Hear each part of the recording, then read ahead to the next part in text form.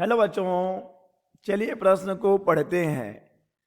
30 centimetre focus दूरी के दो आउटर लेंसों को संपर्क में रखकर लेंस युग्म बनाया गया है।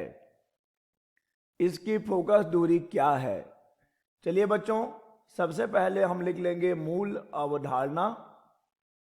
मूल अवधारणा जिस पर कि बच्चों यह प्रश्न आधारित है। बच्चों यह प्रश्न आधारित है लेंसों के संयोजन पर। लेंसों का संयोजन। चलिए मान लीजिए बच्चों कि दो लेंस हैं जिनकी फोकस दूरियां क्रमशः f1 व f2 हैं। तो बच्चों जब इन दोनों लेंसों का हम संयोजन करेंगे तो अगर हम मान लें कि संयोजन की संयुक्त फोकस दूरी कैपिटल F है, तो बच्चों हम जानते हैं कि सूत्र होता है 1/F बराबर 1/F1 धन 1/F2। ठीक है बच्चों, ये है संयुक्त फोकस दूरी का सूत्र। बच्चों हमें एक बात और यहां पर जान लेना जरूरी है कि आउटर लेंस की फोकस दूरी क्या होती है बच्चों। आउटर लेंस की फोकस दूरी ऋणात्मक होती है। आउटर लेंस की फोकस दूरी क्या होगी बच्चों? ऋणात्मक होगी। ठीक है, चलिए बच्चों अब इस प्रश्न को हम हल करते हैं। हमने मूल अवधारणा को समझ लिया है।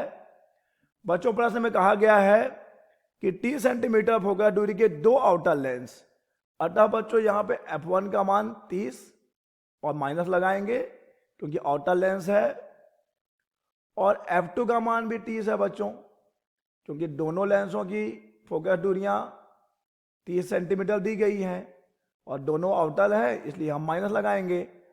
अब चलिए बच्चों हम सूत्र लगा लेते हैं संयुक्त फोकस दूरी का।